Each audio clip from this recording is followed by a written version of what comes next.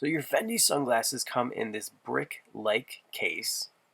It opens up on the side, and it has a nice magnetic closure. With your sunglasses, you do get a microfiber cloth to clean your lenses with, as well as a note from the manufacturer. So here are the sunglasses, and I will say the details are what set these guys apart. You do have that Fendi logo embellishment on either side of the lens. These guys are a shield style pair of sunglasses with a little bit of a wrap. Now it's all about the details. If we flip these guys over, you'll notice the bright yellow temple tips. Well, they place that same color right on the brow bar.